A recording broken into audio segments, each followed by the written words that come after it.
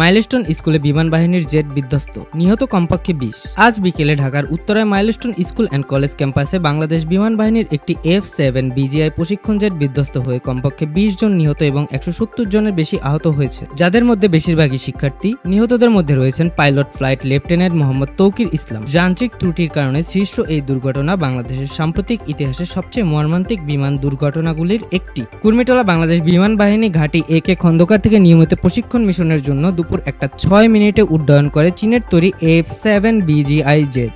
সামরিক বাহিনীর অন্তঃবাহিনী সংযোগ পরিদপ্তর ISPR জানায়, উড্ডয়নের কয়েক মিনিট পরেই বিমানটিতে যান্ত্রিক ত্রুটি দেখা দেয়, যার ফলে এটি নিয়ন্ত্রণহীন হয়ে পড়ে। পাইলট ঘনবসতিপূর্ণ এলাকায় এড়াতে চেষ্টা করলেও দুপুর 1:18 বিমানটি মাইলস্টোন স্কুলের একটি দোতলার ভবনে বিধ্বস্ত হয়, যার ফলে বিশাল বিস্ফোরণ ও আগুন ছড়িয়ে পড়ে। বিধ্বস্ত ভবনটিতে তৃতীয় ও চতুর্থ শ্রেণীর শিক্ষার্থীরা ক্লাস করছিল, যা ব্যাপক ধ্বংসযজ্ঞের কারণ হয়। ঘটনাস্থলের ভিডিওতে দেখা গেছে ক্যাম্পাস থেকে আগুনের শিখা ও কালো ধোঁয়া উঠছে। বিমানের ধ্বংসাবশেষ ভবনের মধ্যে আটকে আছে, লোহার গ্রিল ভেঙে গেছে এবং একটি বড় গর্ত তৈরি হয়েছে। ফায়ার সার্ভিস, সামরিক কর্মী ও স্থানীয় স্বেচ্ছাসেবকরা আগুন নেভাতে ও বেঁচে যাওয়াদের উদ্ধারে ব্যস্তভাবে কাজ করে। হতাহতের সংখ্যা: দুর্ঘটনায় কমপক্ষে 20 জন নিহত হয়েছে, যার মধ্যে 16 জন শিশু, 2 জন শিক্ষক এবং পাইলট। 170 জনের বেশি মানুষ আহত হয়েছেন, যাদের অনেকে গুরুতর দগ্ধ হয়েছেন। কমপক্ষে 83 জন বেঁচে থাকা শিক্ষার্থীদের ঢাকার বিভিন্ন হাসপাতালে নিয়ে যাওয়া হয়েছে, যার মধ্যে রয়েছে national institute of burn and plastic surgery, যেখানে কিছু আহত ব্যক্তি এখনো গুরুতর অবস্থায় রয়েছেন।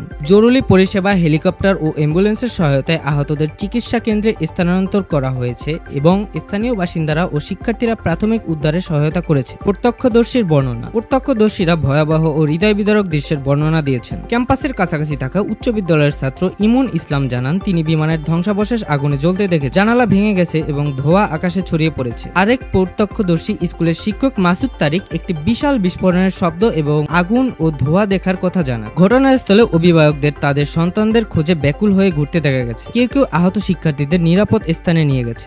সরকারের প্রতিক্রিয়া: বাংলাদেশের অভ্যন্তরীণ নেতা মোহাম্মদ ইউনূস গভীর শোক প্রকাশ করে এই ক্ষতিকে অপূরণীয় এবং জাতির শোকের মুহূর্ত বলে অভিহিত করেছেন। X-এ দেওয়া এক বিবৃতিতে তিনি দুর্ঘটনার কারণ তদন্তের প্রতিশ্রুতি দিয়েছেন এবং ক্ষতিগ্রস্তদের ও তাদের পরিবারের জন্য সকল ধরনের সহায়তার আশ্বাস দিয়েছেন। সরকার মঙ্গলবার 22 জুলাইকে জাতীয় শোক দিবস ঘোষণা করেছেন। এদিন সারা দেশের পতাকা অর্ধনমিত থাকবে এবং ধর্মীয় স্থানে বিশেষ প্রার্থনা অনুষ্ঠিত হবে। পরিবারগুলোর মধ্যে তথ্যের জন্য জরুরি হটলাইন চালু করা হয়েছে, যার মধ্যে রয়েছে মিলিটারি রেস্কিউ ব্রিগেড এবং national institute of burn and plastic surgery number. আন্তর্জাতিক প্রতিক্রিয়া: ভারতের প্রধানমন্ত্রী নরেন্দ্র মোদী X-এ সংহত প্রকাশ করে বলেন, শোকাহত পরিবারগুলোর প্রতি আমাদের হৃদয় সহানুভূতি। ভারত বাংলাদেশের পাশে আছে এবং সব ধরনের সম্ভাব্য সহায়তা প্রদানের প্রস্তুত। এই দুর্ঘটনাটি বিশ্বব্যাপী মনোযোগ আকর্ষণ করেছে এবং এটি সম্প্রতি ভারতের আহমেদাবাদ এয়ার ইন্ডিয়া বিমান দুর্ঘটনার সঙ্গে তুলনা করা হচ্ছে, যেখানে 260 জন নিহত হয়েছিল।